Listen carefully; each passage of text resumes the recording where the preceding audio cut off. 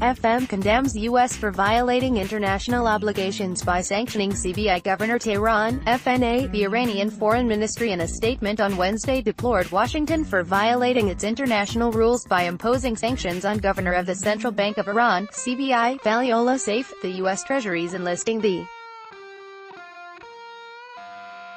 name of the governor of the Islamic Republic of Iran's central bank and another manager in the list of sanctions last week indicates the country's clear ignorance of its undertaken international rules and norms, including protection of governments and central banks, the statement said.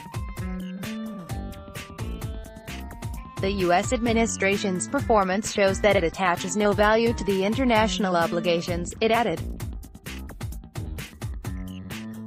The statement underlined that the CBI and the Iranian government are entitled to resort to all legal, political and international solutions against the U.S. Treasury's move. U.S. President Donald Trump announced on May 8 that the U.S. would no longer remain part of the Joint Comprehensive Plan of Action, JCPOA, and promised to reimpose the highest level of economic sanctions against Iran in response to Tehran's development of its nuclear program. After Trump's declaration, Seif had stressed that the U.S. decision to quit the internationally endorsed 2015 nuclear deal would not affect the country's economy. Everything is under the control of the CBI and the Iranian government, Seif told reporters on the sidelines of the 11th Biennial Conference on Iranian Agricultural Economics in Tehran. The use of a new model, we will manage all the foreign exchange resources and will make every effort to meet the real needs of the economy, he said. Also, the Iranian government issued a statement calling the US withdrawal as unlawful. The statement underlined Iran's prerequisites for continuing the deal with the five world powers after the U.S. pullout of the agreement.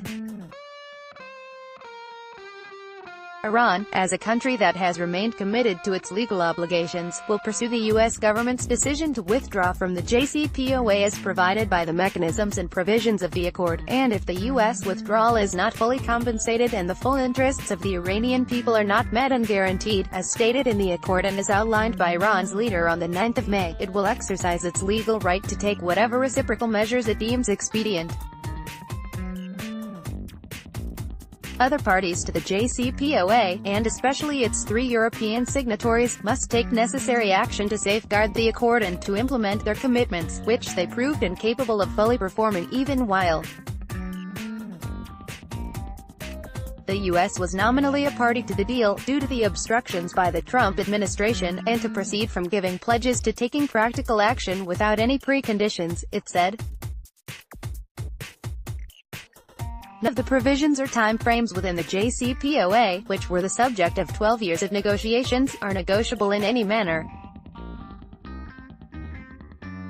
The U.S., which has through its meddling and erroneous policies ignited extremism, terrorism, destruction, war and child killing in our region, is in no position to issue any diktat about the Islamic Republic of Iran's lawful presence within its own region or its effective support for the peoples of Syria and Iraq in their endeavor to fight extremists.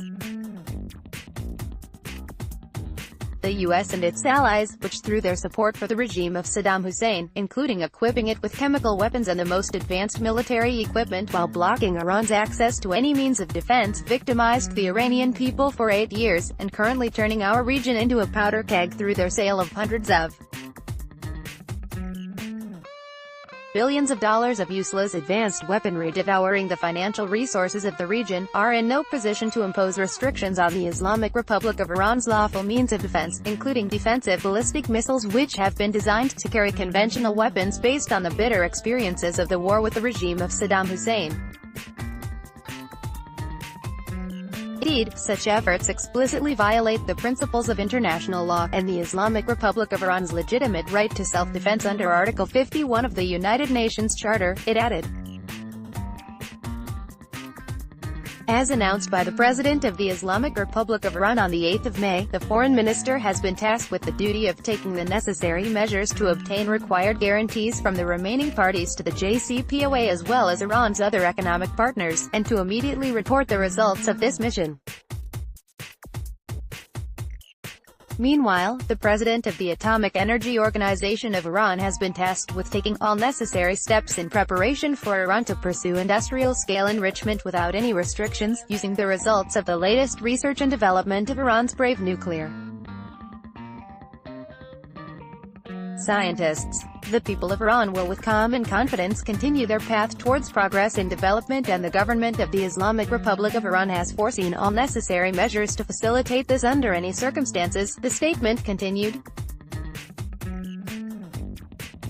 The Islamic Republic of Iran, as a secure and powerful state which derives its security and economic development from within, relying on the prudent participation and resilience of its brave and civilized people, seeks constructive and dignified engagement with the world. And as shown by its implementation of the JCPOA despite the United States' continuous violations, is a trustworthy and committed partner for all who are prepared to cooperate on the basis of shared interests and mutual respect, it reiterated.